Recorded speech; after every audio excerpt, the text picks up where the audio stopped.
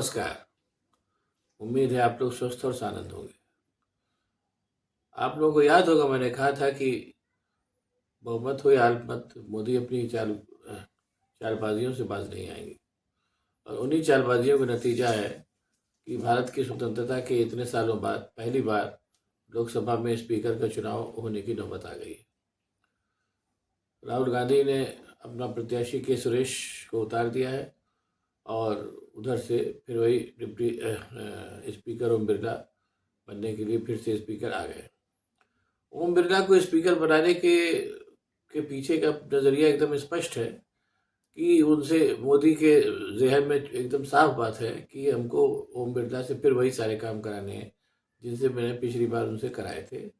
और उसका नतीजा ये निकला था कि मनमानी शासन चला था। अब आइए बात को नए सिरे से शुरू करते हैं। आप लोग को ओम बिरला का पिछला 10 साल याद होगा कि किस तरीके से उन्होंने मनमानी की बिल पास कराने के लिए मनमानी बिल पास कराने के लिए वो 167-65 100-150 सांसदों को निकाल देते थे। ये सब करते थे वो। और स्पीकर जो था वो माइक ऑफ कर देते, ये सब करते थे। ये सब सारी चीज़ें आप लोगों को भी याद होंगी। और मैंने पहले भी कहा था, अगर आप लोगों को याद होगा, कि नरेंद्र मोदी जो है अपनी हरकतों से बाज नहीं आएंगे। वो फिर वही काम करेंगे जो उन्होंने पिछले 10 साल में किए। इस बार इत्तेफाक से उनका जो इस बार उनको सीटें जो है कम मिली हैं, लेकिन उनकी पूरी कोशिश जो है, मैंने पहले भी कहा था, आज फिर इस बात को कह रहा हूँ कि एक ऐसा स्पीकर ला करके अपनी सीटों को बढ़ाने की होगी तोड़ फोड़ करके, ताकि वो 272 से ऊपर पहुँच जाए और मनमानी कर सकें। ऐसा मैंने पहले भी कहा था, आज फिर कह रहा हूँ। और एक चीज़ और, उनके राह के मतलब उनके जो कर चुके हैं वो, कि उन पिछले 10 सालों में उन्होंने इतने धतकर्म किए हैं, जैसा कि जिसका कि अभी मतलब एक तरीके से जो चीज़ सामने आई है वो नीट का एग्ज़ाम है, जिसमें बड़े लंबे पैमाने पर धांधली की शिकायत आई। और ये कोई पहली शिकायत नहीं है। मैं ये कहने में भी संकोच नहीं करूँगा कि मोदी का राज जो एक तरीके से माफिया राज में कन्वर्ट हो गया था, जहाँ पेपर लीक होते थे और सारी तमाम दिक्कतें होती थी। और मोदी का एक स्पष्ट मानना था कि हमको कुछ बोलना ही नहीं। मुझे ऐसा लगता है, मैं इस बात को कह सकता हूँ, कि वो सारे काम जो मोदी को पता होते थे कि पेपर लीक होना है, ये मोदी को पता था। मिजोरम में जो बदमाशी या हिंसा हो रही है, पता है मोदी को कि क्यों हो रही है। ऐसे मामलों में और उसके पीछे कहीं न कहीं ये भी मैं कहा जा सकता है कि कहीं न कहीं मोदी की मौन सहमत भी रहती होगी। वजह चाहे जो हो, हम लोगों को इस लेवल पे पता नहीं चलती है। उस वजह से उन सारे मामलों में मोदी मौन धारण कर लेते हैं। ये बात 10 साल में आप लोगों ने देखी, आगे भी देखी होगी। तो अब आप जो विपक्ष है, जिसकी की इच्छा है कि हम चीज़ों को नए सिरे से सुधारें, उधर मोदी जी की इच्छा है कि हम जैसे पहले जैसा ही शासन चलावें, क्योंकि वैसा ही शासन चलाने में वो आदी हैं। वो खुला शासन चला ही नहीं सकते, क्योंकि उनके सारे काम गलत होते हैं। झूठ बोलना उनकी आदत है। और मैं अभी भी इस बात को मैं फिर कह रहा हूँ, मैंने पहले भी कहा था कि जब जब जब शासन पलटेगा, और हालांकि पलटना शुरू भी हो चुका है, उसी में देखिए इतनी धांधली सामने आने लगी है। जब पूरा शासन चला जाएगा तो आप देखिएगा मोदी का राज जो है तकनीकी फ्रॉड और माफिया राज के तौर पे सामने आएगा। इतने फ्रॉड और इतनी क्या नाम है 420 के हर चीज़ें सामने आवेंगी कि आप कल्पना नहीं कर सकते। ये मैं फिर कह रहा हूँ। और अभी हल्का सा शिकंजा हटा है शासन का, कि देखिए इतने बड़े बड़े फ्रॉड सब सामने आने लगे।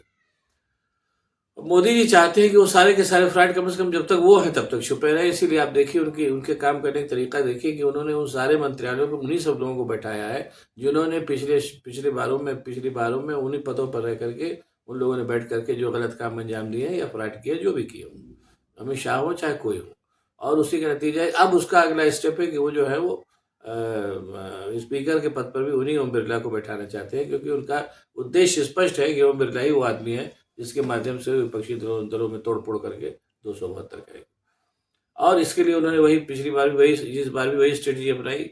नियम ये होता है आमतौर पे कि हालाँकि आप लोग जानते भी होंगे कि जो स्पीकर का पद उसको जाता है, क्या नाम है, जो रूलिंग पार्टी को जाता है, और जो डिप्टी स्पीकर का पद जो है विपक्ष को जाता है। राहुल गांधी इसके लिए मान भी गए थे, लेकिन फिर उन्होंने वही लेकिन अपने मोदी जी की चाल क्या है कि वो दोनों पद अपने लिए रखना चाहते हैं, स्पीकर का भी और डिप्टी स्पीकर का भी। डिप्टी स्पीकर का पद अपने पास रखने के लिए उनके सामने एक वो है कि पिछले उनके जो दोनों टर्म थे, उन दोनों टर्म में विपक्ष इतना मजबूत था ही नहीं कि उसको, मतलब मान्य विपक्ष नहीं था। और वो चाहते तो मान्य विपक्ष का तमगा दे सकते थे विपक्ष को, लेकिन काहे नहीं। तो उन्होंने नहीं दिया था, उसके चलते डिप्टी स्पीकर वाला पद भी नहीं था, क्योंकि जब माननीय विपक्षी नहीं था तो डिप्टी स्पीकर कहाँ से होता। तो उनकी चाल इस बार भी है कि स्पीकर और डिप्टी स्पीकर दोनों पद भी हम अपने पास ही रखें। इस चाल को राहुल गांधी ने बांट लिया, फिर भी उन्होंने वो किया, क्या नाम है, राजनीति का, जैसे उन्होंने कहा था सहमत की राजनीति का परिचय दिया, और उन्होंने कहा कि ठीक है, आप बात कर लीजिए। कि प्रधानमंत्री ने कहा है कि ऑपोजिशन को कंस्ट्रक्टिवली सरकार के साथ कोऑपरेट करना चाहिए। ऑपोजिशन ने क्लियरली कहा है, राजनाथ सिंह जी का खारगे जी को फोन आया, राजनाथ सिंह जी ने खारगे जी से कहा, देखिए आप हमारे स्पीकर को सपोर्ट कीजिए।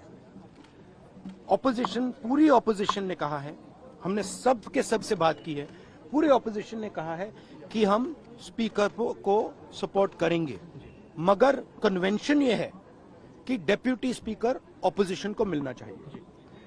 तो राजनाथ सिंह ने जो था, मोदी खुद तो बात कर नहीं सकते, उनकी न उतनी हैसियत रह गई वो, और न उन पर कोई यकीन करता है, तो उन्होंने राजनाथ सिंह को भी सिक्का पड़ा के भेज दिया। राजनाथ सिंह ने कहा कि ठीक है, हम बात करेंगे, और बात करने के बाद वो बात उनका कि हम आखिरी बात हम आपको कॉल करेंगे। वो बात उन्होंने की उनसे खड़गे साहब से, और कॉल बैक नहीं किया, क्योंकि वहाँ तो स्ट्रेटजी दूसरी थी कि कॉल बैक करेंगे, तब तक बीच का समय मिल जाए तो हम ओम बिरला से पर्चा भरवा दें। वही किया उन्होंने। अब जब ओम बिरला के पर्चा भरने की बात तुरंत सामने आई, तो बस राहुल गांधी इस बार पूरी तरीके से इस बार आमादा होकर के सदन में पहुंचे हैं कि अब की हमको पूरी तरीके से मोदी सरकार को धूल चटा देनी। भले विपक्ष में है, विपक्ष में स्ट्रांग विपक्ष है, और उन्होंने भी तत्काल जो था के सुरेश जो है, जो उनके अपने वो हैं, उनको खड़ा कर दिया। वो केरल से सांसद है, 8 बार के सांसद हो चुके हैं और दलित है। तो उसके पीछे राहुल गांधी की एक नीति भी है।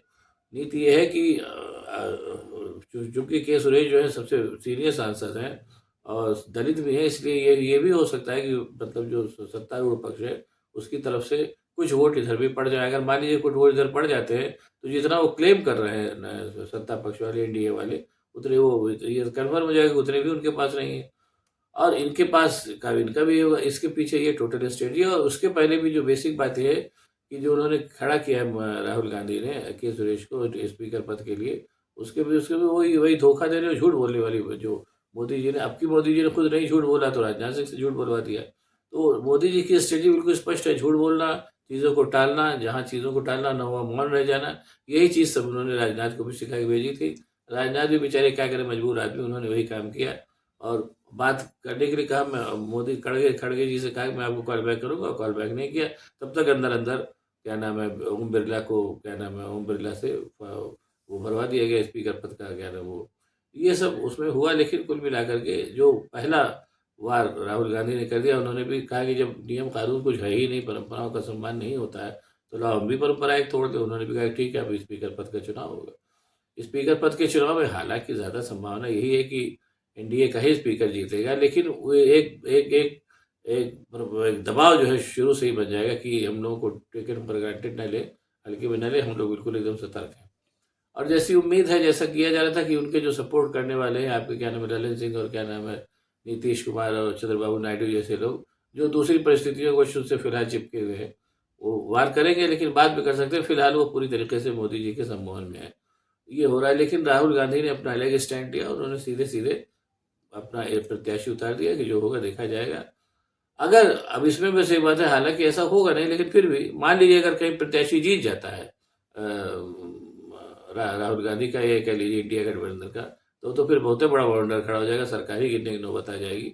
लेकिन बहरहाल ऐसा होगा नहीं।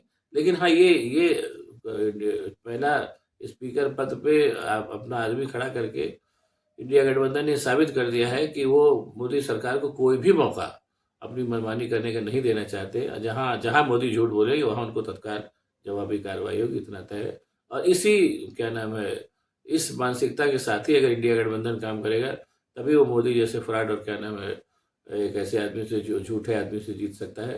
वरना मोदी कभी भी फ्रॉड करके और झूठ बोल करके कुछ भी खेल बिगाड़ सकते हैं। इसके बारे में इंडिया गठबंधन को अतिरिक्त सतर्क रहना चाहिए। ये मैंने तब भी कहा था और आज फिर कह करके बात खत्म करता हूँ। अब आपको अगर वीडियो पसंद आया तो इसको लाइक करिए, शेयर करिए, साथ ही साथ मेरे चैनल को सब्सक्राइब करिए, ताकि मैं भी ऐसी बातें आपको बताता रह सकूँ। बहुत बहुत धन्यवाद। नमस्कार।